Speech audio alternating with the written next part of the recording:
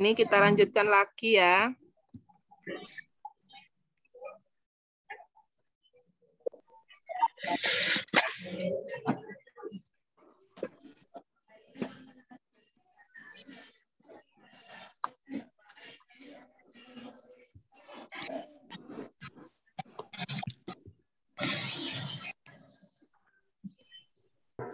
Tujuh macam emosi.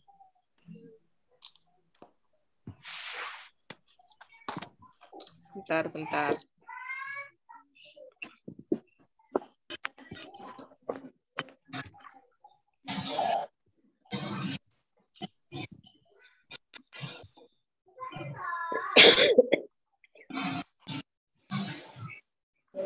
Ternyata 7 macam emosi ini adalah penyebab penyakit. Ini saya muting semua.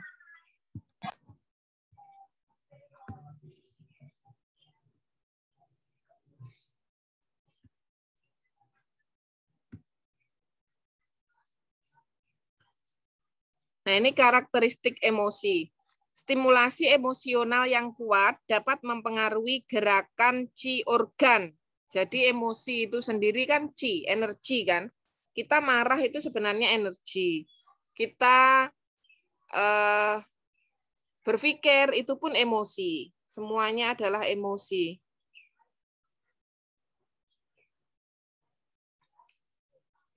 Menghasilkan berbagai sindrom ditandai dengan ketidakharmonisan qi dan darah. Karena 7 emosi bersifat endogen, maka langsung merusak organ internal. Nah, ini karena emosi kan itu di dalam kan. Jadi yang dirusak adalah diri kita yang di dalam.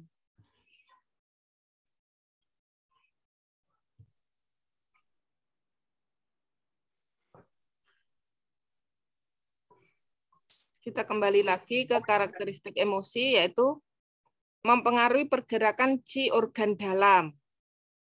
Nah, ini yang paling mempengaruhi itu emosi yang sangat besar. Terus atau yang sangat lama. Berlangsungnya itu lama, bertahun-tahun, itu aja. Nah, itu yang paling mempengaruhi. Atau tiba-tiba datang yang sangat besar. Itu merusak sekali. Mengarah pada penyakit jiwa atau jantung. Mempengaruhi perkembangan penyakit. Jika emosi baik, maka penyakit akan cepat pulih. Jika emosi buruk, menyebabkan penyakit berkepanjangan.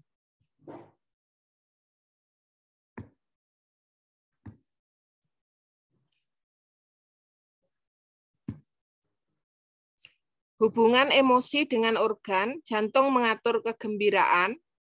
Jadi seorang yang menerima hadiah yang terlalu banyak, mungkin miliaran, padahal dia belum pernah megang uang yang sangat banyak, itu bisa menjadi malah pingsan atau malah mati, shock. Itu jantungnya yang kena kegembiraan. Orang yang sakit tertawa terus nggak bisa berhenti, makanya itu kan gangguannya pada jantung, pada sen jantungnya bermasalah.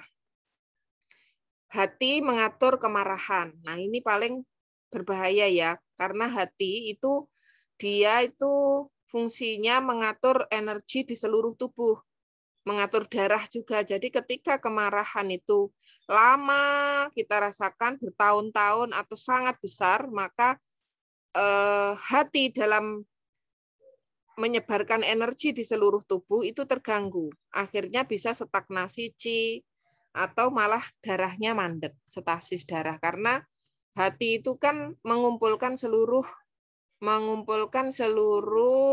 darah di dalam hati ketika malam kan. Nah, itu kalau hatinya itu gondok bermasalah, ya akan bermasalah pula pada peredaran darah. Limpa mengatur kontemplasi atau merenung atau berpikir. Jadi ketika berpikirnya berlebihan, memikirkan sesuatu berlebihan, merenungnya berlebihan, kontemplasinya berlebihan atau terus-menerus, maka limpanya akan bermasalah. Nah, ini untuk tahu apa saja yang diakibatkan itu jenengan harus mempelajari fenomena organ. Jadi tahu nanti ketika kita berpikir berlebihan, maka yang mengena itu apa aja, termasuk meridian limpa itu mana saja. Meridian liver itu mana aja. Ketika kita marah berlebihan, maka meridian-meridian apa yang dilewati hati itu juga akan berpengaruh.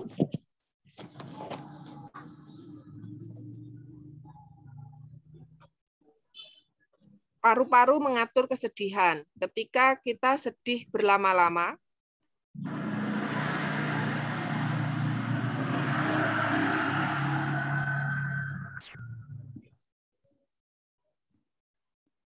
berkabungnya itu terlalu lama, tidak segera berjuang untuk segera pulih, segera bangkit, maka ya paru-parunya yang terkena sampai timbul paru-paru basah atau TB atau sesak napas yang berlarut-larut atau sampai tumor seperti itu. Kanker itu ya dari sini, dari dada ini, kesedihan ini.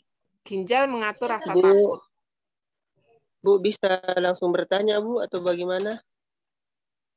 Nanti aja ya, ini soalnya 40 loh. Nanti selesai enggak? Oh, iya, makasih, Bu. Nggih, sami. Ginjal mengatur, ditulis saja. Ginjal mengatur rasa takut. Jadi ketika kita itu takut terus-menerus atau sangat besar takutnya, masalahnya nanti ke ginjal. Ginjal itu ada reproduksi, ada masalah tulang, ada masalah stamina pria dan wanita, rambut, gigi, geligi. Nah, nanti kalau takut atau pipis, makanya takut berlebihan, orangnya kan ngompol-ngompol. Teror dan kecemasan juga terkait erat dengan aktivitas Qi dalam 5 cang organ. Ini keseluruhan biasanya nanti. Saya lanjutkan dulu. Antara tubuh dan emosi. Defisiensi Qi hati membawa pada rasa takut. Kalau Qi livernya itu defisiensi berkurang, maka rasa takut ini kan ginjal ya. Jadi ketika berkurang, maka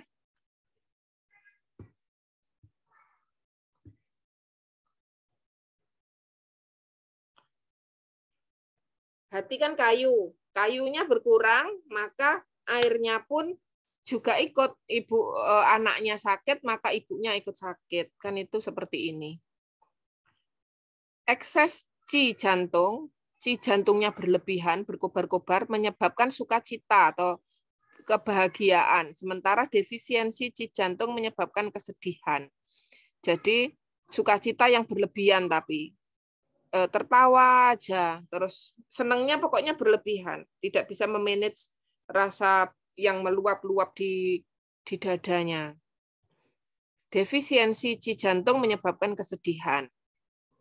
Sukacita yang berlebihan menyebabkan lepasnya Qi, Qi-nya terlepas. Perenungan yang berlebihan menyebabkan kemandekan Qi atau stagnasi. Teror yang berlebihan mengganggu Qi, kecemasan yang berlebihan menekan Qi. Ini tentang Qi ya.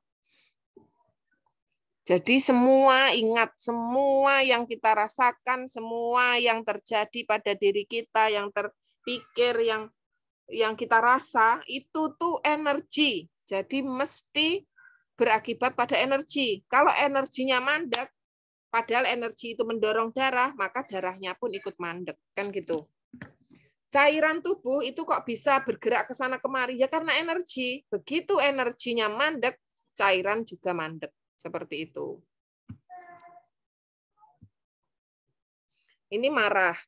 Marah merusak hati sehingga menimbulkan aliran Qi hati yang merugikan. Manifestasi klinis termasuk mata dan berkulit kemerahan. Ya, mata merah, kulitnya kemerahan. Sakit kepala dan pusing, mudah tersinggung dan kerentanan terhadap amarah. Mendorong Qi berbalik arah, bisa menimbulkan pendarahan. Jadi marah itu bisa membuat energi itu balik. Umpamanya Qi-nya itu harusnya turun, dia berbalik arah ke atas menjadi mual, muntah gitu. Kalau kita itu marah berlebihan, makanya ada muntah darah sampai seperti itu tuh karena marah yang terlalu.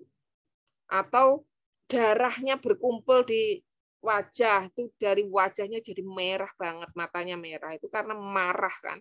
Jadi darahnya itu harusnya ke bawah terus mengalir itu langsung naik ke atas semua, berbalik arah. Contoh kasus hematemesis atau muntah darah dan koma tiba-tiba. Serangan cihati melintang dapat menyebabkan sakit lambung dan perut, muntah dan diare dan lain-lain.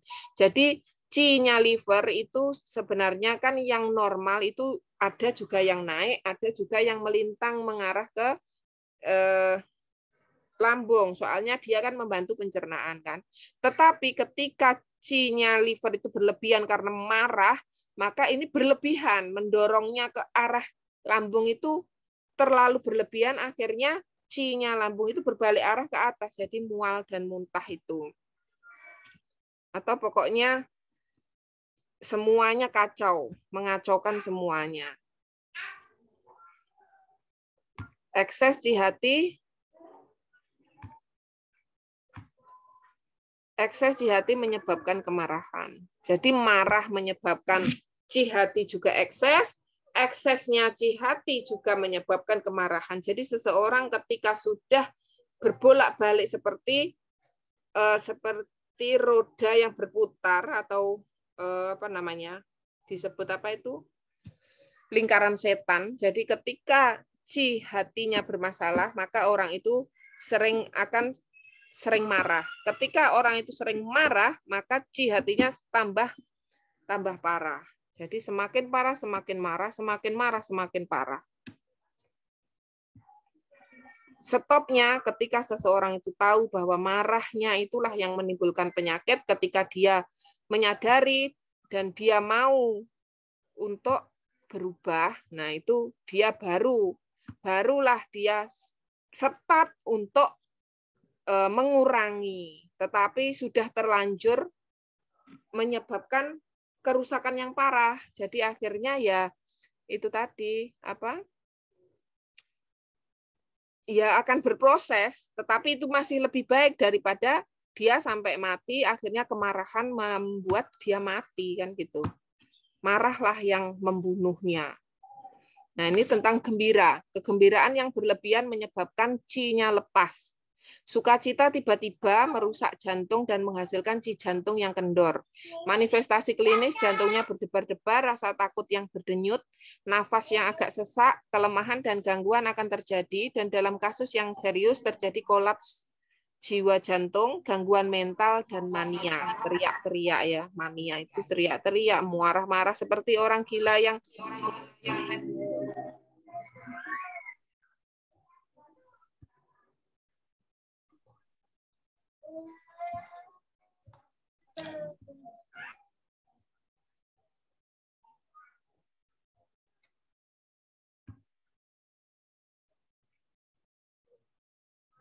kalau Melinsker-nya ada Rosci, Raisen, Royal Swe, Gasteraci, Relaxiang. Ini paling ini ya Relaxiang itu. Ini bagus untuk hipertensi, untuk menenangkan sen atau jiwa. Kalau yang sudah pakai Raisen ini untuk yang mania seperti itu, depresi. Jadi masalah-masalah jiwa itu di bawah kendalinya jantung.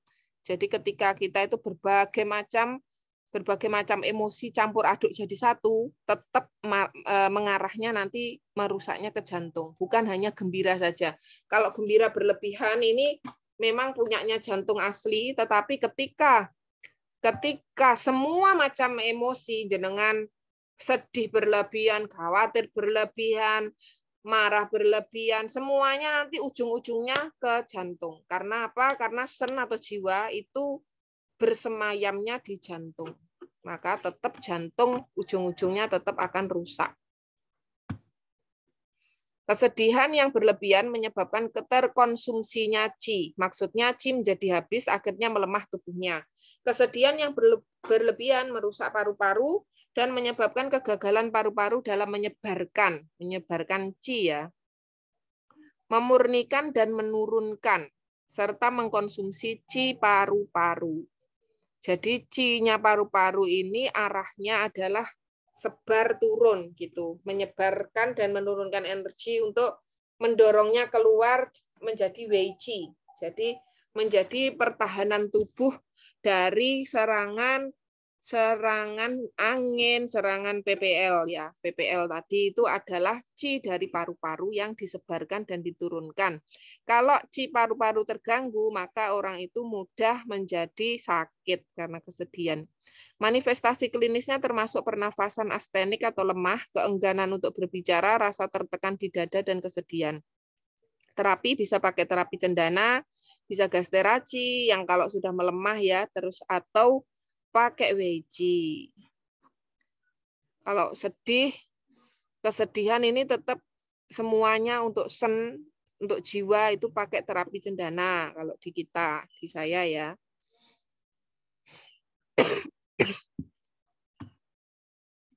Ketakutan yang berlebihan menyebabkan qi tenggelam, qi ke bawah jatuh, tenggelam. Ketakutan mendorong qi untuk bergerak ke bawah. Rasa takut yang tiba-tiba dan berlebihan merusak ginjal. Perubahan patologis dari keruntuhan qi dan ketidakamanan qi ginjal akan terjadi. Manifestasi klinis termasuk urin dan feses yang tak tertahan dan spermatorea atau pengeluaran air mani terjadi secara berlebihan tanpa disadari, baik saat penderita berjalan, bergerak, atau bahkan sedang duduk biasa. Jadi tiba-tiba keluar sur itu karena qi ginjalnya melemah karena ketakutan. Makanya suami-suami takut istri nanti ujung-ujungnya melemah itunya, staminanya. Banyak kasus impotensi ternyata karena takut pada istri. Mungkin memang ada yang disembunyikannya, jadi dia takut. Kalau tidak ada yang disembunyikan, harusnya kan tidak takut. Kalau takut itu berarti ada yang disembunyikan. Kalau dalam rumah tangga itu terbuka, ya nyaman, tidak ada yang perlu disembunyikan. Atau mungkin memang istrinya jahat.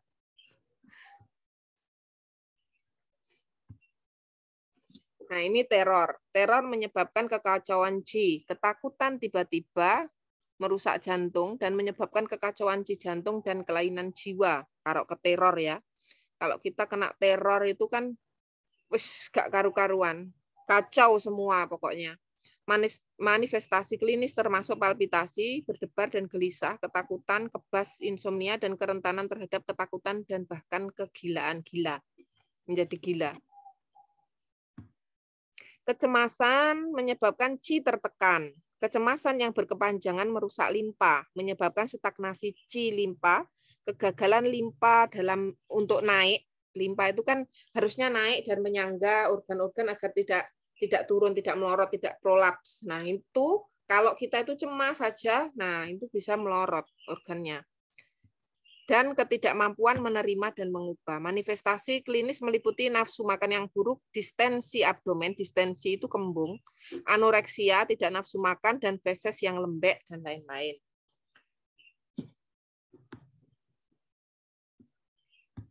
Kekhawatiran menyebabkan akumulasi qi. Khawatir dapat menyebabkan penyumbatan gerakan qi, dimanifestasikan sebagai rasa tertekan di dada, disporia, keadaan umum kesedihan yang meliputi kegelisahan, kekurangan energi, kecemasan, dan iritasi samar-samar. Disporia bisa dibilang kebalikan dari euforia. Kelesuan anggota badan, kulit pucat, dan rambutnya kusam. Kalau khawatir berlebihan. Terus kecewa itu bisa membuat kalau wanita rahimnya bisa melorot, itu kecewa. Jadi kalau para suami yang mengecewakan istrinya, nanti istrinya jadi prolaps uterinya. Atau memang kesalahannya si istri sendiri, kenapa kecewa, kan gitu. Kita ternyata dari sini melihat dari semua macam emosi itu ternyata menyebabkan masalah. Kita itu kalau pengen survive, hidup yang lebih baik di dunia ini, panjang umur tapi sehat, berarti kita itu harus menata, mengelola stres kita dengan baik, mengelola setiap ada masalah yang datang segera diselesaikan dengan baik. Piye carane agar organ di dalam tubuh kita itu terjaga, tetap aman, bagaimana caranya? Kalau bisa ada cendana ya dicendana, Yang terbaik sebenarnya semuanya itu dikembalikan ke pelajaran agama kita masing-masing untuk la tahzan, janganlah kau sedih, la takhaf, janganlah engkau takut. Kalau di Islam kan begitu. La taghdab walakal jannah. Janganlah kamu marah, maka bagimu surga. Ternyata surganya itu surga dunia dan surga akhirat. Kalau kita tidak marah, ternyata ya penyakit-penyakit itu hilang dengan sendirinya walaupun tidak jenengan obati. Kenapa? Karena penyebabnya jenengan hilangkan. Maka dari itu ketika kita berubah, kita merubah diri kita, merubah pembawaan, merubah cara merespon semua yang datang dari setiap masalah itu obat terbaik, penyembuhan terbaik sampai kita tua itu malah membaik gitu loh. Walaupun saat ini kita berpenyakit macam-macam, tapi 5 tahun yang akan datang, 10 tahun yang akan datang, kalau kita tetap di sini, kita berubah, kita memperbaiki diri, dan kita menyadari kalau ternyata itu semua membuat kita sakit selama ini, ya insya Allah ke depan kita akan lebih baik, kan gitu. Kita lanjutkan dulu.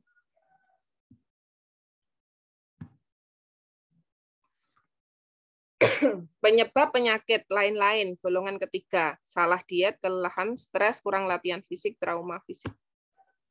Nah ini salah diet ini antara lain ya, makan berlebihan, dan malnutrisi. Nutrisinya sedikit banget, jadi tidak bergizi yang dia makan. Berlebih-lebihan dalam jenis makanan tertentu, makan makanan kotor. Jadi makan berlebihan itu menimbulkan penyakit, tidak mau makan itu juga menimbulkan penyakit, seperti itu ya. Tidak bergizi, tidak ada gizinya juga menimbulkan penyakit, terlalu penuh gizi ya menimbulkan penyakit, gitu loh. Yang benar itu yang seimbang. Makanya ketika ini ada yang berlebihan ke kiri atau berlebihan ke kanan, maka akan menimbulkan ketidakseimbangan yin dan yang. Timbangannya tidak setimbang, akhirnya sakit. Wes gitu aja. Jadi dilihat dari sini bagaimana kan gitu. Kalau jenengan selama ini makan bisa ya, bilang, jangan ganggu dulu Umi.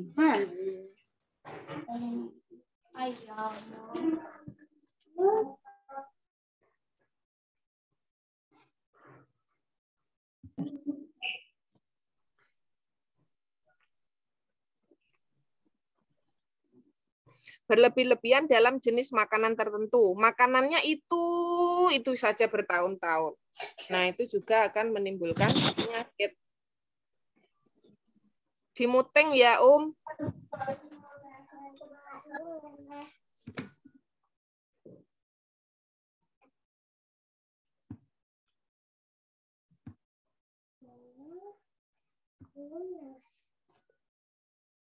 kelelahan yang berlebihan tanpa ada istirahat, tanpa ada jeda waktu untuk tidur, untuk pokoknya terus-menerus. Nah, itu juga menyebabkan penyakit. Stres juga, kurang latihan fisik.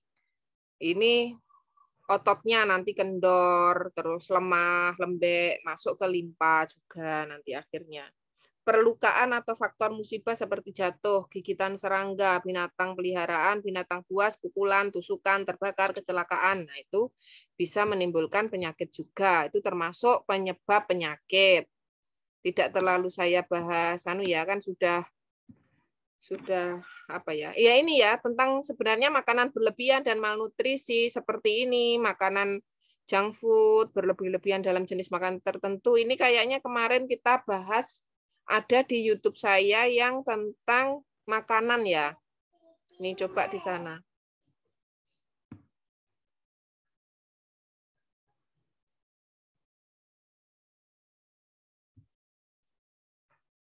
Selanjutnya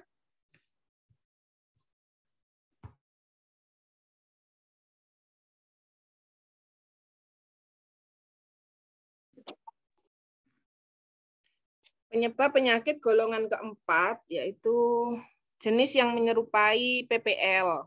Seperti angin tetapi ini dalam ya, disebut endogen. Dari dalam ini.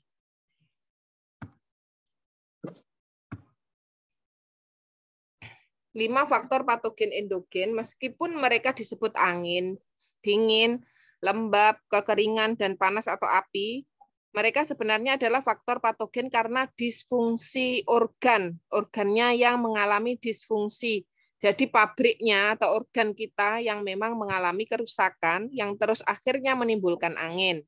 Akhirnya memicu dingin, akhirnya memicu lembab. Jadi ini dari dalam. Yang PPL tadi dari luar. Itulah mengapa kata endogen digunakan untuk mengubah nama mereka. Angin endogen. Angin endogen diproduksi oleh hati atau angin hati dan gangguan internal angin hati biasanya karena emosi. Jadi, jenengan tadi penyebab penyakit yang marah, kemarahan yang berlebihan, terus menjenengan simpen, marahnya itu benar-benar hebat, itu menimbulkan angin hati. Itu karena livernya jenengan sudah disfungsi, sudah mengalami kerusakan. Dengan adanya kerusakan, akhirnya timbul angin hati. Panas ekstrim menghasilkan angin. Jadi panas yang berlebihan di dalam, panas umpamanya dari eksterior tadi, tapi masuk langsung ke dalam itu bisa menimbulkan angin endogen juga. Jadi angin endogennya jadi ikutan gitu. Kejang karena panas ekses, membakar yin hati dan membuat tendon tidak ternutrisi. Yang hati menjadi angin. Pusing dan kejang pada anak-anak yang dihasilkan dari hiperaktif yang berubah menjadi angin. Defisiensi yin mengaduk angin. Jadi orang dengan defisiensi yin itu kan orangnya kekeringan, yin-nya itu turun, orangnya lemah. Jadi karena di dalam itu kering, jadi anginnya itu akhirnya gerak di dalam itu. Jadi kejang yang dihasilkan dari merosotnya yin hati menyebabkan kegagalan cairan yin untuk menutrisi tendon. Defisiensi darah membuat angin bergerak. Jadi yang membuat angin endogen ini antara lain defisiensi darah juga. Jadi ketika darah kita itu mengalami kemerosotan, akhirnya itu bisa menggerakkan angin di dalam. Jadi ketika orang defisiensi darah bisa seperti limbung, seperti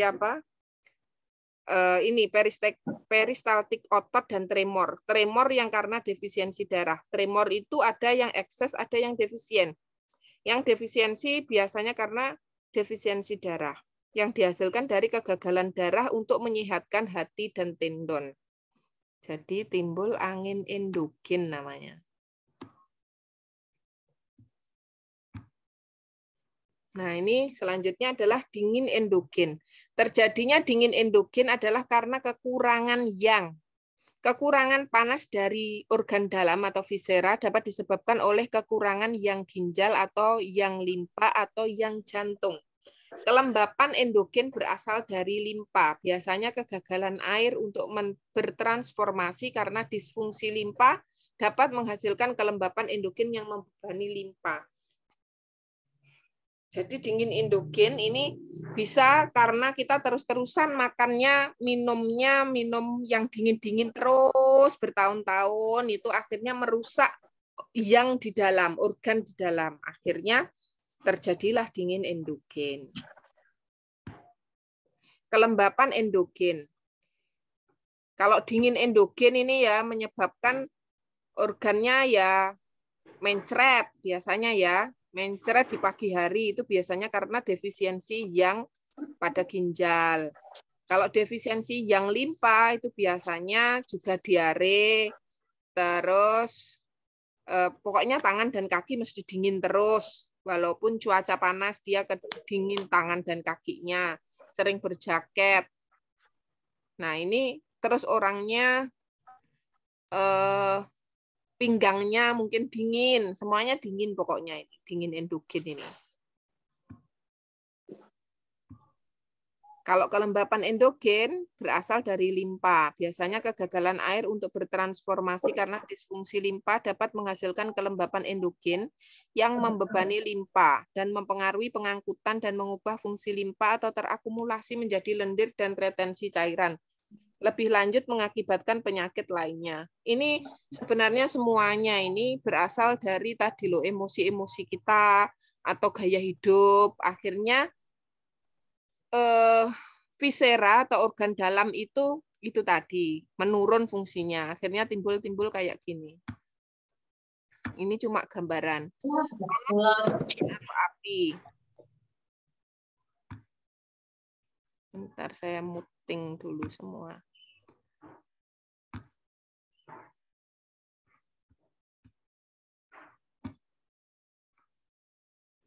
Panas endogen, penyebab panas endogen atau api bermacam-macam seperti angin eksogen, angin dari luar tadi. Dingin eksogen, kelembapan eksogen, kelembapan dingin, kelembapan, kekeringan yang dari luar masuk ke dalam, tidak segera dikeluarkan, akhirnya menjadi panas endogen gitu. Gangguan mental dan perubahan emosi ekstrim yang sering berubah menjadi api. Nah ini loh, penyebab aslinya itu gangguan mental dan perubahan emosi ekstrim yang sering berubah menjadi api. Ekses yang dan defisiensi yin yang biasanya menghasilkan api dan panas endogen. Qi berlebihan yang sering menyebabkan kebakaran. Nah, ini semuanya ini sebenarnya asalnya yaitu tadi dari emosi. Mungkin dari makanan yang berlebihan, jenengan makanannya itu pedes-pedes terus berbumbu spicy, berbumbu terus, terlalu banyak dan bertahun-tahun. Makannya itu 2 piring. Aslinya itu setengah piring saja sudah pokoknya bisa menegakkan tulang. Jenengan makanannya berlebihan, akhirnya menimbulkan api di dalam kalau semua yang jenengan makan itu sifatnya panas umpamanya. Duren, makannya 1 langsung dimakan semuanya. Besoknya lagi, akhirnya menjadi api di dalam.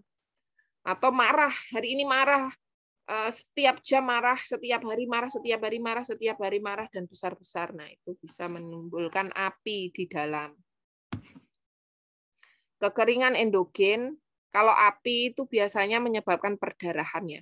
Kekeringan endogen berasal dari ketidakcukupan cairan tubuh dan berhubungan dengan defisiensi yin.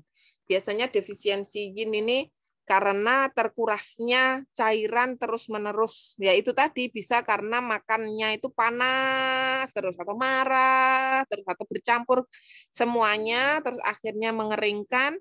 Nah, ini biasanya itu tadi mengalami mungkin seperti diabetes yang orangnya kering itu, kurus itu, walaupun makan banyak tapi tetap kurus. Nah, itu kekeringan.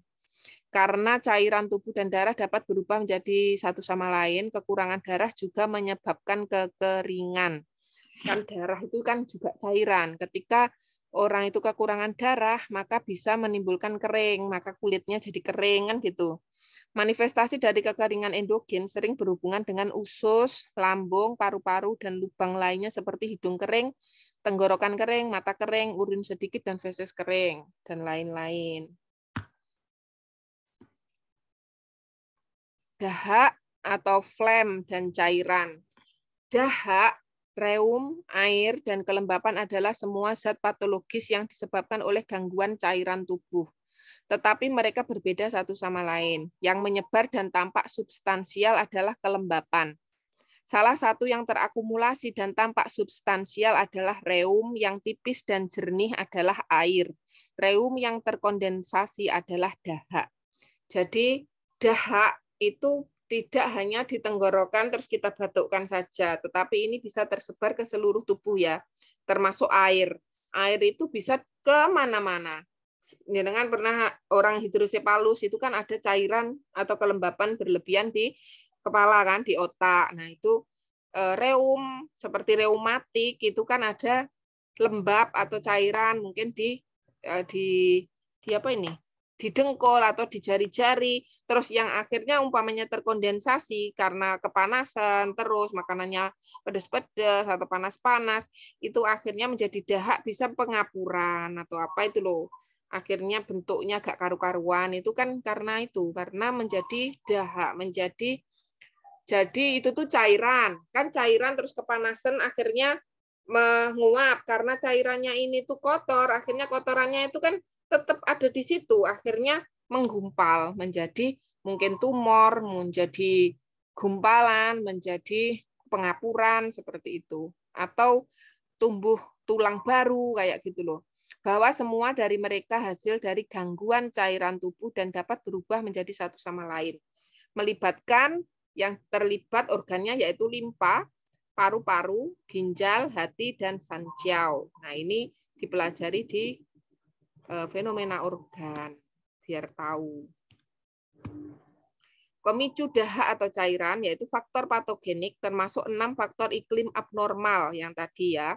Gangguan internal yang disebabkan oleh 7 emosi. Jadi iso gabung jadi satu, bisa.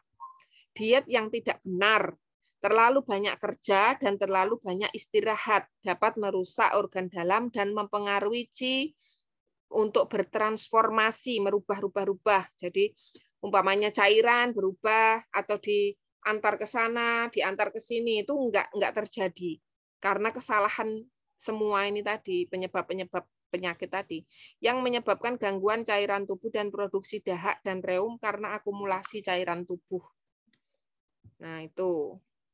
Dan ini ngobatinya itu sulit karena memang mungkin karena diet yang tidak benar ya. Orang yang sudah terlanjur makannya itu enak-enak, banyak-banyak, itu sulit banget untuk dikurangi. Karena mungkin ketidaksadarannya bahwa yang dia lakukan itu meracuni dirinya sendiri. Mungkin itu atau melampiaskan apa ya, kesukaannya bahwa itu enak, terus ya mumpung masih hidup. Mumpung masih hidup bisa makan. Sebenarnya itu kan hidup, makan itu untuk sekedar hidup, bukan hidup untuk makan gitu loh. Nanti kan di akhirat biar kita dapat makanan yang enak-enak di sana aja. Di sini itu secukupnya saja. Nanti di sana biar kita kebagian. Kalau semua sudah dimakan di sini, di sana yang enggak bagian. Karakteristik dahak dan reum dalam menyebabkan penyakit. Cenderung memblokir meridian dan menghambat aliran qi dan darah. Karena kan dahak, lendir, kotor, itu sebenarnya dahak ini bisa berupa asam urat, gula darah, terus apa lagi? Kolesterol, trigliserid. Terus ya seperti itu tuh disebut dahak atau reum. Cenderung memblokir meridian. Semua itu kan memblokir kan. Kalau nanti saya insya Allah akan mengadakan kelas yang untuk diabetes itu nanti saya jelaskan gambar-gambarnya bagaimana itu memblokir yang namanya dahak-dahak itu memblokir aliran qi dan darah. Mati rasa menyebabkan mati rasa. Kalau terblokir umpamanya di sini terblokir ya, kan darah dan energi nggak sampai ujung. Akhirnya terjadi mati rasa. Terutama kalau di diabetes kan mati rasanya di ujung-ujung. Dan tidak fleksibelnya anggota badan, jadi kaku ya karena ada lendir-lendir dahak itu. Kelumpuhan, tidak terakumulasi di area, jika terakumulasi di area lokal menyebabkan skrofula. Skrofula itu apa? Skrofula itu benjolan atau pembesaran kelenjar pada limfatik itu loh, kelenjar limfatik. Nodul subkutan itu benjolan-benjolan di bawah kulit, terus abses yang sifatnya dingin. Sering membingungkan pikiran. Jadi kalau ada dahak, reum atau cairan itu pikiran kita itu jadi kacau. Jadi bingung, mungkin pikun, demensia itu juga karena ada dahak yang banyak itu tadi. Retensi dahak dan reum dalam organ dalam menghalangi aktivitas qi dan mencegah qi organ untuk naik dan turun. Wis dibayangkan kan akhirnya semuanya gagal bekerja. Fungsi normal qi paru adalah untuk menyebar dan turun. Retensi dahak dan reum di paru akan menyebabkan penekanan, rasa tertekan di dada, berat, batuk dan sesak napas dan lain-lain.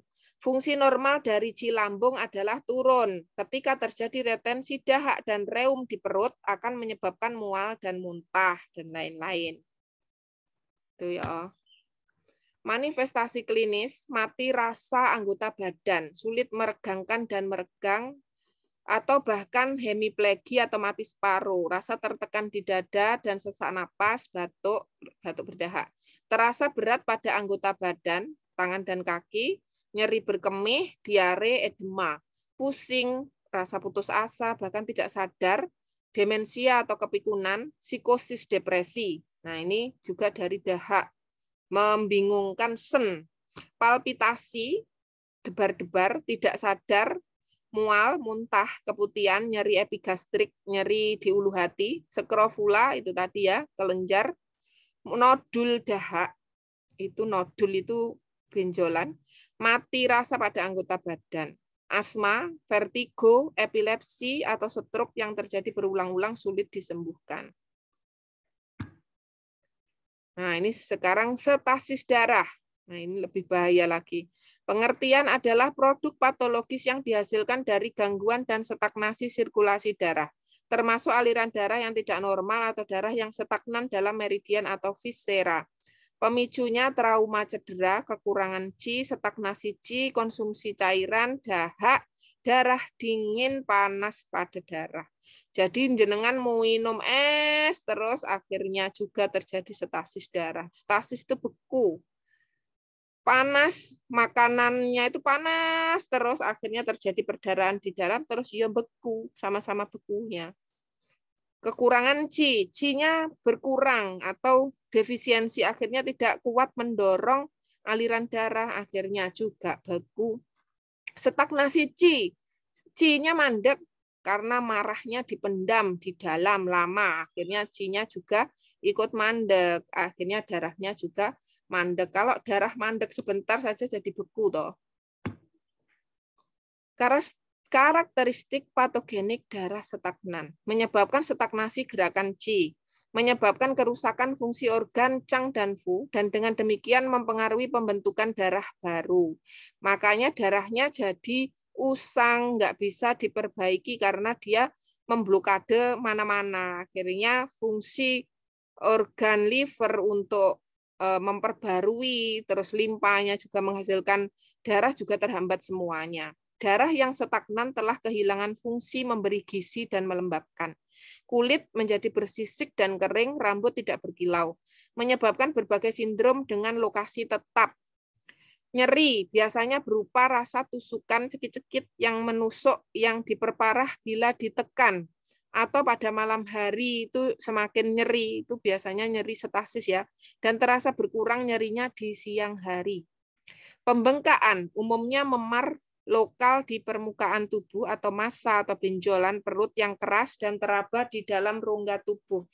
Perdarahan umumnya bermanifestasi sebagai kuantitas yang sedikit dengan aliran yang tidak bersih, berwarna keunguan dengan gumpalan. Itu berarti kalau ada perdarahan dengan warna seperti ini, berarti ada stasis di dalam.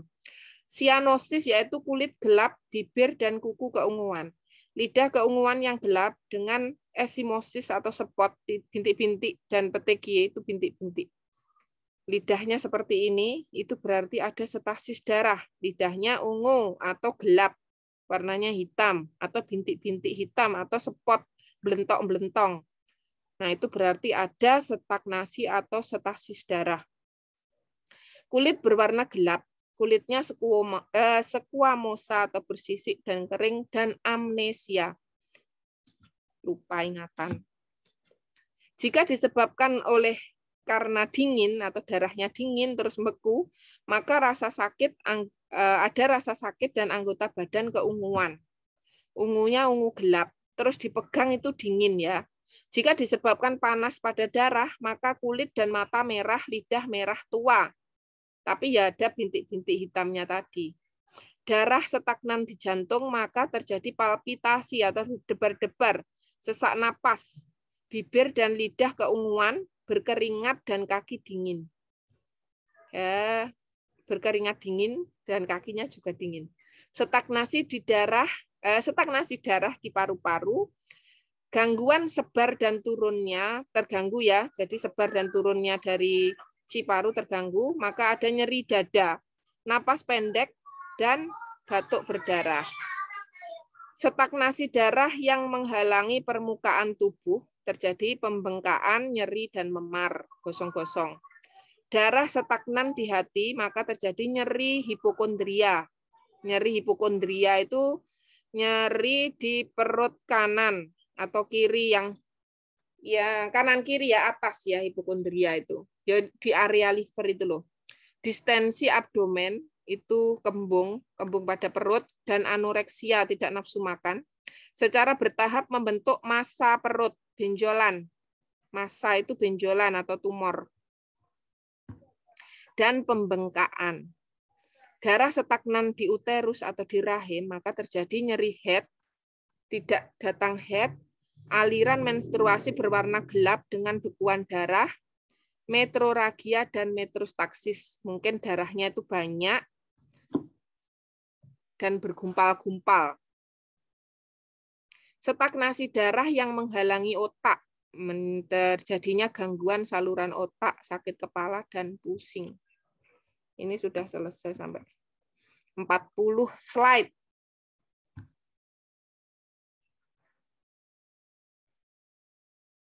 Gak ada suaranya toh? Ada toh? Ada, Bu. Ada, jelas. Ada. Kalau ada yang bertanya. Saya, Bu, ingin bertanya. Nggih, sinten nggih?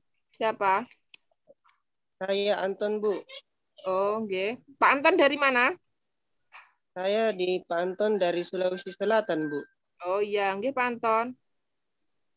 Yang pertama, Bu, tadi apakah sama terapinya jika penyebabnya PPL dengan PPD, kemudian cara membedakannya, misalnya dia kena PPD atau pasien tersebut kena PPL.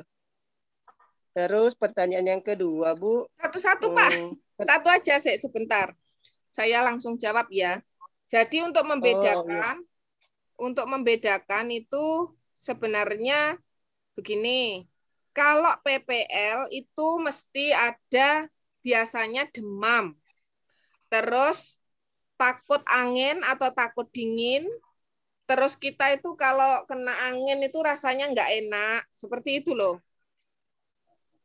Dan penyakitnya itu penyakit semacam demam, masuk angin. Seperti itu loh, Pak. Kalau yang endogen dalam itu penyakitnya biasanya penyakit kronis. Penyakit sudah kronis. Jadi PPL itu biasanya akut karena kan dari luar kan akut. Jadi penyakit-penyakit yang umpamanya demam, demam berdarah, flu, terus apa lagi ya? Sesak napas kayak gitu. Tapi sesak napas kalau sudah kronis itu berarti sudah masuk ke organ, sudah organ dalam gitu loh, Pak. Terus obatnya berbeda. Obatnya kalau demam dari luar, demam tinggi, itu obatnya berbeda. Umpamanya herbalnya berbeda. Tapi kalau tusukan jarum, rata-rata sama lah. Tetapi kalau saya, tusukan jarum itu bedanya. Kalau untuk organ ya dalam. Kalau saya kan pakai tekniknya Cina tradisional. Jadi pakai jarum itu yang panjang.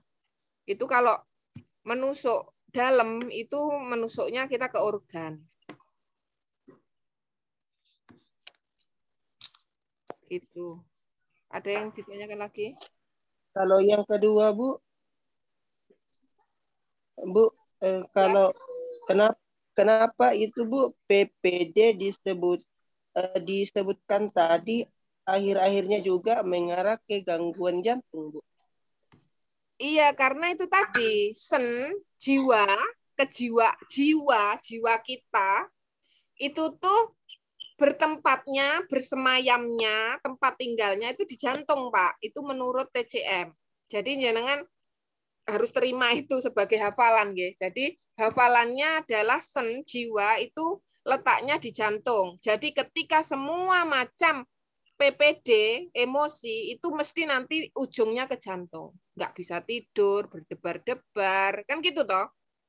Tetap ke jantung kan, jenengan banyak pikiran, akhirnya kan nggak bisa tidur. Nggak bisa tidur, itu kan gangguan pada jantung. Kalau di TCM itu nggak bisa tidur, berdebar-debar, terus banyak mimpi, itu ada di nyeri jantung, itu ada di jantung. Jadi semua macam PPD akhirnya kalau berkumpul jadi satu ya tetap ujungnya nanti ke jantung, ke sen jantung. Gitu.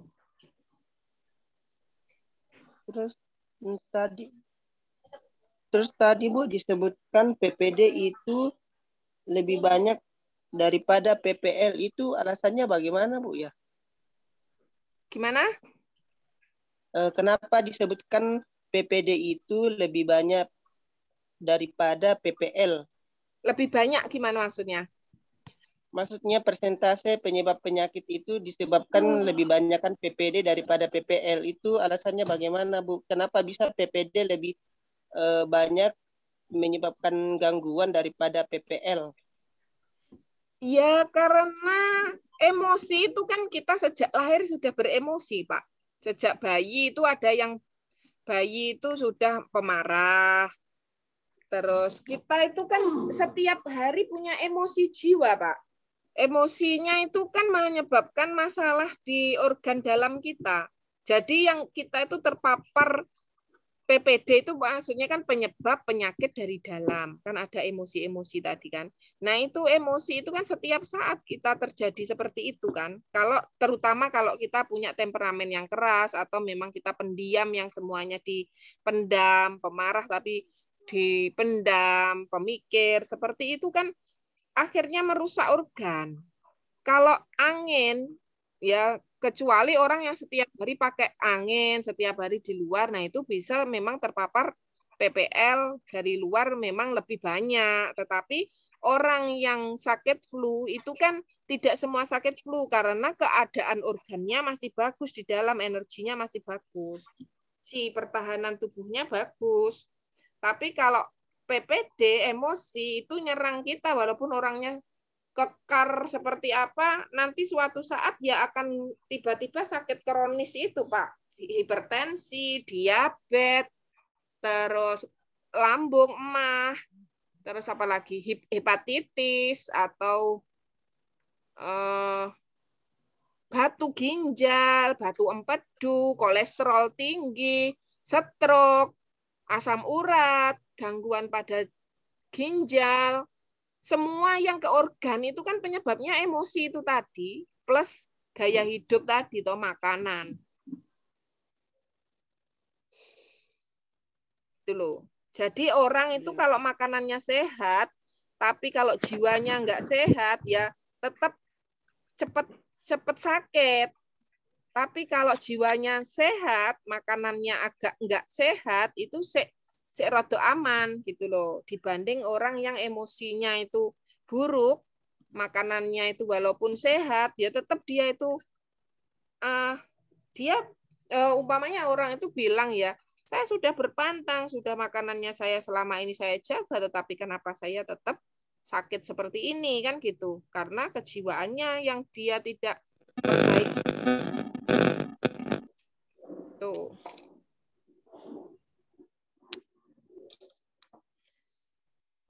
Ngoten, Pak. Iya, syukran Bu. Nggih. Sami-sami. Izin tanya Mbak Mel. Nggih. Ini tadi yang semuanya ini apa ada di buku yang mau jadi ini ya? Soalnya Enggak. tadi aku enggak ada. Tapi ada yang beberapa yang ketinggalan untuk screenshotnya ketinggalan gitu lah. Nanti ini kan saya rekam, nanti saya unggah insya Allah di YouTube. Oh iya udah. Makasih Mbak Mel. Oke. Ada yang bertanya lagi? Loh, sudah jam 11. Silakan yang mau tanya. Jadi gini ya, dari dari uraian penyebab penyakit ini, maka lahirlah namanya Melinsker itu, herbal itu ya dari penyebab penyakit. Tadi kan ada penyebab penyakit dahak yang menimbulkan apa?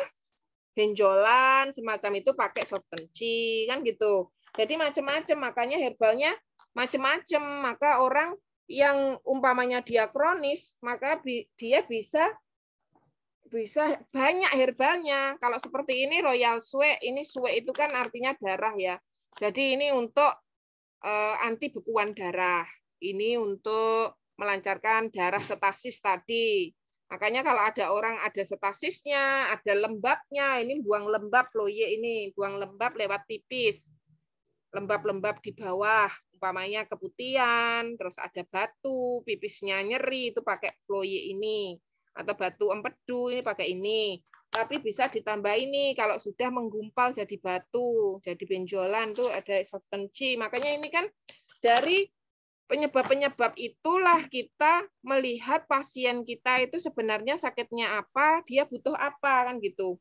Kalau gasteraci ini untuk kasus panas di lambung atau stagnasi Ci di liver dan di lambung. Ini gasteraci, makanya cocok untuk emah semacam itu.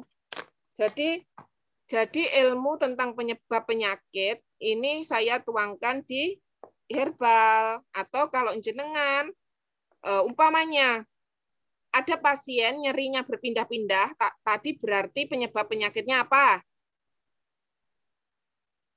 Angin. Apa? Angin. Angin. Berarti kita usir angin, terus kita nasihati pasien harus menjauhi angin, kan gitu toh. Terus kalau umpamanya orangnya cirinya itu penyakitnya nggak sembuh-sembuh, kumat-kumatan aja, terus kotor, itu tadi penyebab penyakitnya apa? Apa? Kelembapan. Lembab. Berarti Dan dahak bisa PPD ya. berarti PPD. kita usir lembab, kan gitu toh. Lembabnya diusir gitu. Pakai apa? Kalau akupuntur ya titik-titik mengusir lembab. Kalau herbal ya mengusir lembab, itu apa aja gitu loh. Jadi kenapa herbal Melinskar itu banyak, kadang orang itu bisa dapat herbal 3 macam, 4 macam, ya tergantung penyakitnya. Kalau penyakitnya cuma dia kena angin panas, ya cukup weci hijau atau weci biru, kan gitu. Itu aja sudah cukup, tapi dengan dosis yang 3x3. Kalau orangnya sudah ngumpul jadi satu, kronis, penyakitnya sudah bertahun-tahun, ya masa cuma herbalnya macamnya satu, ya nggak mungkin kan?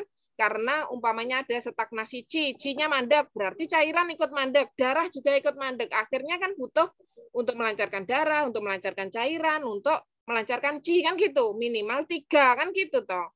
Secara nalarnya kalau Bu dokter pun dia mesti meresepkan itu kan obatnya macam-macam, tidak cuma satu.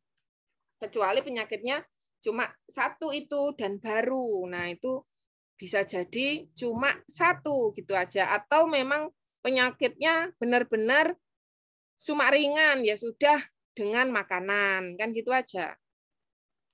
Ini ada pertanyaan tuh, anak yang kurus kering otot tidak berkembang, herbalnya ini kurus kering tidak berkembang, ini bisa defisiensi yin, bisa ini ke WA saja ya, kan butuh lidahnya seperti apa, ini benar-benar defisiensi yin atau seperti apa. Kalau defisiensi yin berarti butuh tonik yin, berarti butuh apa?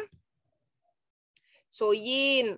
Atau kalau enggak cuma cukup gastera, jadi diperbaiki limpa lambungnya, dikurangi panasnya, terus dia cukup mungkin minum jus mentimun atau apa gitu. Seperti itu. Dengan adanya kita itu melihat penyebab, kita akhirnya tahu, oh orang ini hitam-hitam warna tubuhnya, berarti apa? Ada apa orang itu? Halo? Kalau kulitnya paru-parunya bermasalah. Stasis darah berarti harus dilancarkan. Itu kalau ahli dibekam di tempat-tempat yang hitam-hitam itu tadi. Makanya kalau orang habis trauma kecelakaan kan kakinya atau tangannya yang terkena itu tadi kan hitam toh, bekak hitam. Nah, itu dibekam di tempat situ. Itu bagus. Kalau saya ada yang sekarang itu minyak Gransiva itu juga bagus untuk stasis darah, untuk benjolan kayak gitu.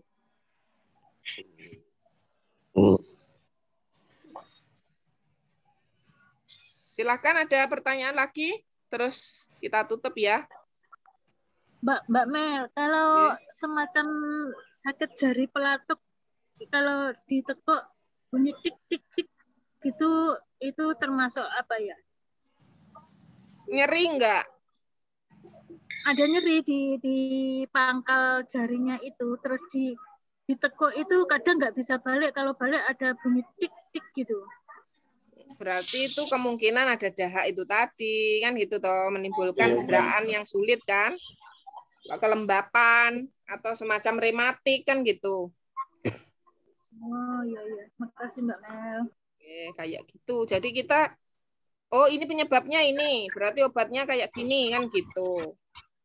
Kalau titik akupuntur tusuk jarum itu seperti itu ya diblok di sekitarnya, titik-titik sekitarnya, terus titik penyebab, umpamanya dahak itu berarti kita buang dahak itu titik mana buang dahak, titik mana buang lembab itu kan ada apa? Gimana? Titik penglong. Oh, nggih. Penglung ya, penglung bacanya.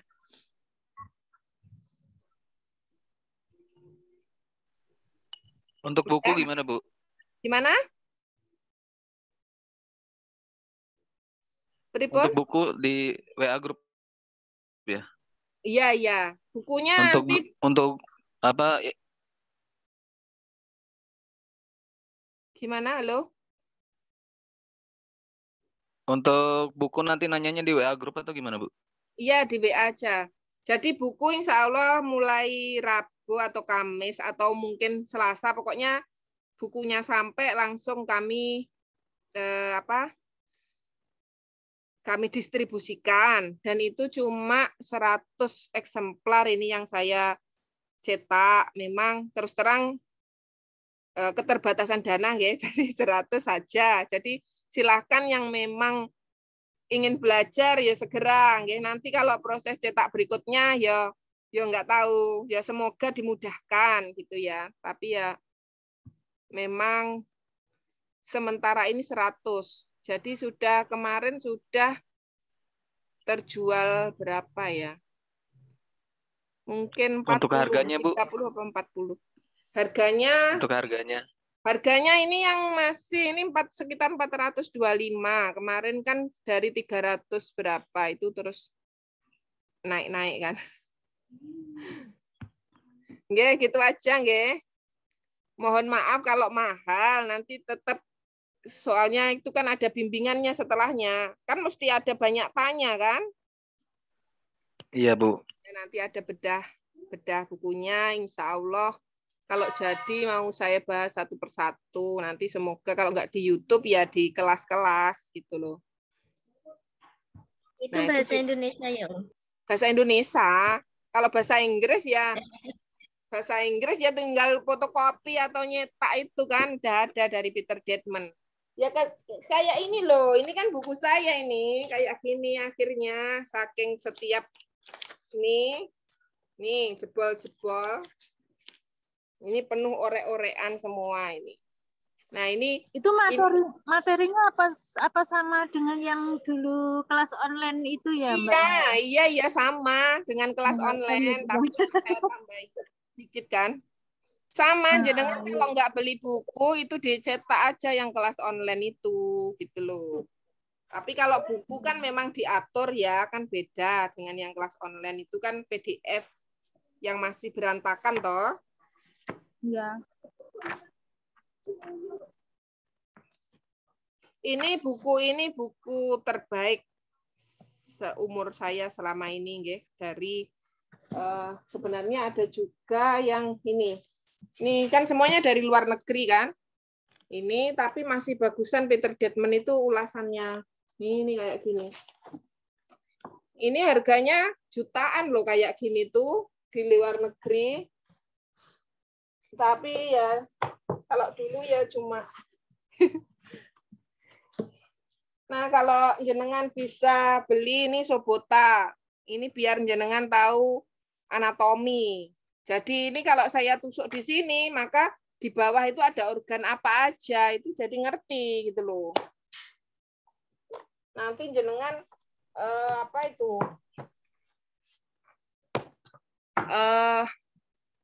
Diagnosa orang nggak tahu yang jenengan pegang itu lambung, jenengan sebut liver, kan memalukan. Ya harus belajar. Dan belajar itu terus-menerus. Oke, sudah lebih kelewat 1/4 jam ya, kita akhiri. Mohon maaf atas semua kekurangan atau kesalahan, mungkin kadang salah sebut, kadang di otak itu pengen nyebut ini, kadang yang keluar itu, seperti itu. Mohon maaf kalau mungkin ada yang menyinggung perasaan. Semoga bermanfaat. Subhanakallahumma wa bihamdika asyhadu alla ilaha illa anta astaghfiruka wa atubu ilaih. Assalamualaikum warahmatullahi wabarakatuh. Waalaikumsalam warahmatullahi wabarakatuh. Terima kasih. Sami-sami. Terima kasih. Sami-sami.